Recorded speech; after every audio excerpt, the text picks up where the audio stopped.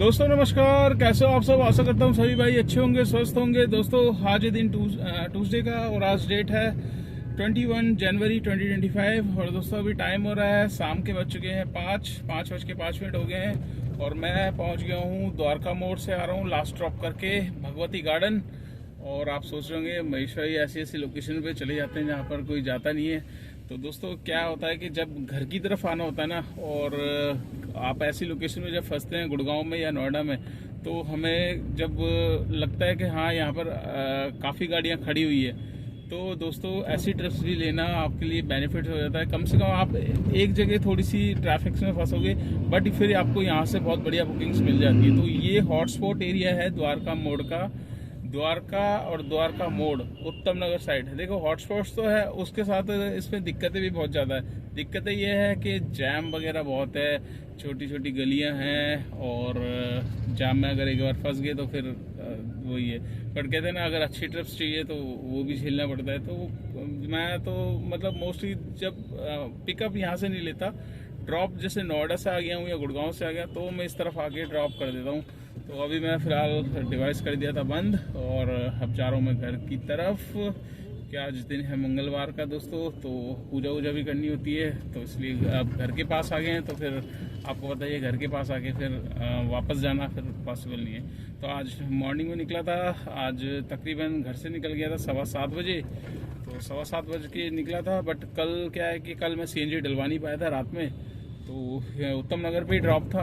उत्तम नगर पे ड्रॉप करके फिर मैं सीधा घर ही आ गया था। तो सीएनजी रेड पे थी, तो सुबह अब सीएनजी जब तक नहीं डलेगी तब तक अब राइड्स नहीं ले सकते। तो फिर सीएनजी पंप पर गया, सीएनजी पंप पे सीएनजी डलवाई तो देखा ऑयल चेक किया था, ऑयल गाड़ी में थोड़ा कम हो गया था, तो मेरा ऑयल भी ख़त्म हो गया था। फिर 1 लीटर ऑयल लिया वहाँ से पेट्रोल पंप से ही, फिर वो डाला। फिर वही उसी में 7:45 तकरीबन बज गए थे।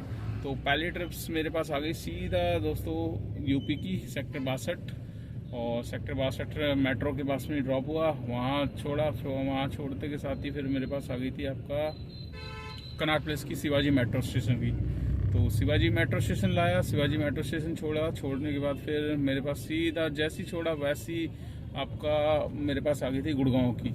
गुड़गांव आपका मैदानता के पास, मैदानता से अगला जो कट है वो कट छोड़ के एक और दूसरा सेकंड कट है, बस वहाँ से लेके राइट पे लेते ही ड्रॉप कर दिया था। और जो मैडम थी जिनको लेकर आया बहुत अच्छी। देखिए कई बार राइडर्स भी काफ़ी अच्छे मिल जाते हैं दोस्तों, और उनका बिल भी काफ़ी अच्छा बन गया था। मतलब आप 33 किलोमीटर्स की राइड में 780 रुपये ऊपर ने बना दिए थे। अब आप सोच रहे होंगे यार ऐसे बिल कैसे बन जाते हैं, तो इसके ऊपर मैं एक वीडियो ज़रूर आपके साथ शेयर ज़रूर करूँगा कि कुछ ट्रिप्स में आपको सडनली फेयर क्यों बढ़ जाता है। तो इसके ऊपर मैं स्पेशली वीडियो बनाऊँगा दोस्तों। तो 780 का बिल बना, तो मैडम ने मुझे 900 रुपीज़ कर दिए। उनको शायद कुछ भी, देखिए जब आप ड्राइविंग करते हैं तो बहुत चीज़ें, बातचीत का तरीका होता है, तो बहुत सारी चीज़ें होती है जो राइडर्स को पसंद आती है, तो वो अपनी खुशी से अपने आप जो भी टिप्स होती है वो दे जाते हैं। तो ऐसी टिप्स मेरे को आज 2 मिली। यहाँ उनको गुड़गांव छोड़ने के बाद फिर मेरे पास आ गई एयरपोर्ट की ट्रिप्स, एयरपोर्ट टर्मिनल 3 की। टर्मिनल 3 के लिए जिनको मतलब लेकर गया था वो बगदाद साइड जा रहे थे, तो अफगानिस्तान के थे शायद। तो उन्होंने मुझे मतलब 150 एक्स्ट्रा दिए, 350 का बिल बना, 500 मुझे दे दिए। तो वही है, बिहेवियर के ऊपर है दोस्तों। राइडर को आपका बिहेवियर बढ़िया लगता है। तो एयरपोर्ट छोड़ा, एयरपोर्ट के बाद फिर मैं महिपालपुर आ गया था। महिपालपुर में तो दोस्तों बिल्कुल दिन में सुनसान हो जाता है, तो बड़ी मुश्किल से एक आरकेपुरम की राइड ली। आरकेपुरम सेक्टर 13 के बाद मेरे पास सीधा फिर गुड़गांव सेक्टर 48 कैंडोर। तो वहाँ छोड़ा, वहाँ छोड़ने से पहले ही दोस्तों मेरे पास एडवांस में सीधा घर की तरफ की।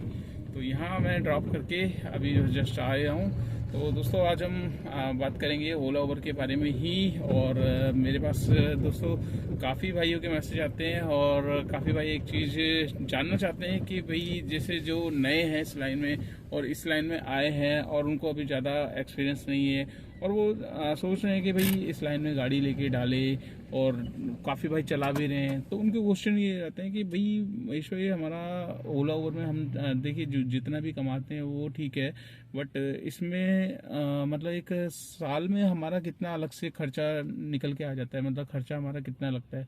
क्योंकि दोस्तों हर कोई देखिए यूट्यूब पे सभी भाई होड़ में लगे रहते हैं, कमाई इतनी है, कमाई उतनी है, ठीक है। हर कोई आपको डीपली नहीं बताता कि इसमें ये खर्चे भी होते हैं, ठीक है, ये परेशानियां भी होती है, और इतना खर्चा हमारा साल का मतलब लग जाता है।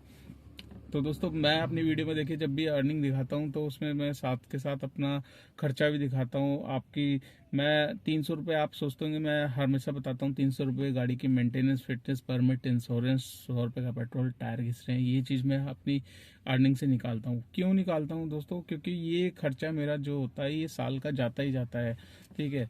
साल में हमारे टायर घिस रहे हैं, टायर हमारे 12,000 के लग जाते हैं, तो मोटा मोटा खर्चा मैं बता दूं 50 से 60,000 तक का आपका खर्चा आ जाता है। अगर आपकी नई गाड़ी है फिर भी आपका 30-35,000 का खर्चा कहीं नहीं गया दोस्तों। पुरानी गाड़ी है तो पुरानी गाड़ी में आपका एक तो गाड़ी में कुछ भी मेजर इशू हो गया तो उसका एक्स्ट्रा खर्चा आ जाता है। देखिए मोटा मोटा मैं बताता हूँ दोस्तों, क्या होता है कि एक तो जैसे टायर है हमारे, टायर हमारे साल में ख़त्म हो जाते हैं। जब टैक्सी नंबर गाड़ी है तो किलोमीटर बहुत ज़्यादा चलती है, तो इस वजह से साल में हमारे टायर और आपको टायर की लाइफ अगर ठीक रखनी है तो उसको बैलेंसिंग अलाइनमेंट भी कराना बहुत ज़रूरी है।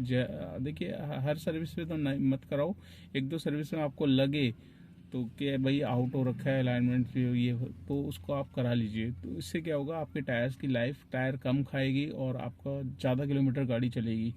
तो 10 मतलब एक टायर आप समझ लीजिए इस टाइम 2700 का आ रहा है वैगनर गाड़ी का, तो 2700 का आप मान के चलिए तकरीबन 11-12 हज़ार के टायर ही टायर है, ठीक है। अब वो डिपेंड करता है आप कौन सी क्वालिटी का डलवाते हैं, अपोलो का, मिशेलिन का, और मतलब C8 का, बहुत सारी कंपनियां हैं दोस्तों जो आपको बेटर लगे। मैं फिलहाल C8 का डलवाता हूँ।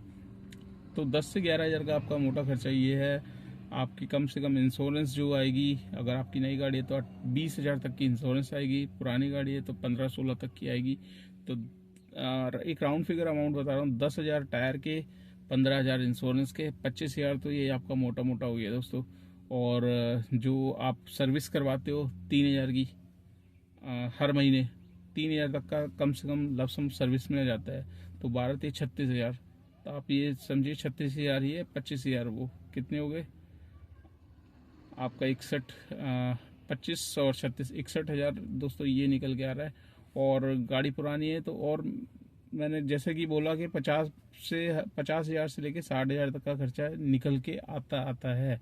तो ये तो उनकी बात है जो जिनकी पुरानी गाड़ी है। और नई गाड़ी वालों की क्या है कि नई गाड़ी भाई टायर तो डलेंगे और साथ में वो भी लगेगा आपका क्या कहते हैं, इंश्योरेंस भी लगेगा और आपका सर्विस भी होगी। तो मतलब पुरानी गाड़ी जिनकी है उनकी 60 हज़ार से भी ऊपर पहुंच जाते हैं खर्चे, और इनकी जो है वो भी मतलब 40 से 50 हज़ार तक का एक लमसम बजट आप मान के चलिए कि इतना खर्चा हमारा होता है। तो जब हम कमाई सोचते हैं ना कि, और भाई भी सोचते हैं कि यार ये टैक्सी ड्राइवर तो अच्छा खासा कमा रहा होगा, बट वो वही जानता है कि उसमें इसके खर्चे कितने हैं। तो हर किसी को दूर के ढोल सुहाने लगते हैं, ठीक है, अब हर किसी को दूसरे का काम बहुत बढ़िया लगता है, बट जब वो उस लाइन में आता है तब जाके उसे पता चलता है भाई इसमें सरदर्दी कितनी है। तो सबसे ज़्यादा सरदर्दी दोस्तों ड्राइविंग है। ड्राइविंग में 1 सेकंड की गलती पूरा करियर खराब हो सकता है। तो इसलिए ड्राइविंग बहुत ही ज़्यादा रिस्की होती है, तो बहुत ही ध्यान से चलाओ, ठीक है, पेशेंस रख के चलाओ। पेशेंस जितना आप रख के ड्राइविंग चलाओगे उतना आप सक्सेस रहोगे ड्राइविंग लाइन में। जितना आप पेशेंस खो दोगे उतना आप नहीं रह सकते इस लाइन। तो आशा करता हूँ ये जानकारी आपको अच्छी लगी होगी, और वीडियो अच्छी लगे तो लाइक एक शेयर ज़रूर कर देना दोस्तों। और आज का मैं काम आपके साथ शेयर कर देता हूँ। आज का मेरा काम कितना हुआ है, ज़्यादा कोई खास नहीं हुआ, क्योंकि आज 8 बजे स्टार्ट किया था काम मैंने सुबह मॉर्निंग में, और तकरीबन अभी बज रहे हैं 5, तो आपका 9, 10, 11, 12, 13, 14, 15, 16, 17, तो 9 घंटे में, मतलब 9 घंटे में 1 घंटा रेस्ट भी है। 8 घंटे का काम है दोस्तों। तो 8 घंटे में आप कितना काम हो जाता है। आप समझ सकते हैं। यहाँ पर आप देख लीजिए 2120 रुपये का मेरा काम है और इसमें 420 रुपये का टोल है, सॉरी 520 का एक स्टेट टैक्स कल हरियाणा का मिलेगा। तो 2640 रुपये का मेरा काम है टोटल, जिसमें 640 राउंड फिगर सीएनजी हटा लीजिए, 300 रुपये निकालेंगे गाड़ी की मेंटेनेंस, फिटनेस, परमिट, इंश्योरेंस, 100 रुपये का पेट्रोल, टायर भी घिस रहे हैं तो 300 रुपये उसमें चले गए, तो बचेंगे कितने 1700 रुपये। दोस्तों नेट इनकम है आज की 1700 रुपये की, इसमें मेरे को किसी को कुछ नहीं देना। आपकी गाड़ी नई है तो गाड़ी की ईएमआई पे करनी पड़ेगी, और अगर आपने ड्राइवर हायर किया तो उसकी भी सैलरी निकालनी पड़ेगी, तब जाके आपके पास नेट इनकम निकल के आएगी।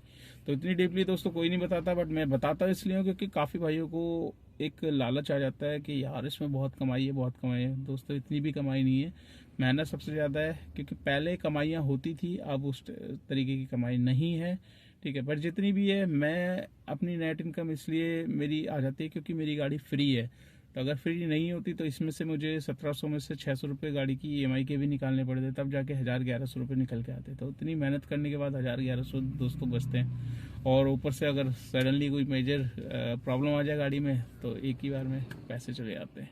तो इस तरीके का भी बैकअप आपको रखना पड़ेगा। अगर आप ड्राइविंग लाइन में आ रहे हो, ड्राइविंग कर रहे हो, तो आपको एक अलग से थोड़ा सा गाड़ी की मेंटेनेंस के लिए अमाउंट रखना पड़ेगा, क्योंकि कभी भी कोई भी दिक्कत या इमरजेंसी आ सकती है, फिर आप सडनली कैसे करोगे मैनेज।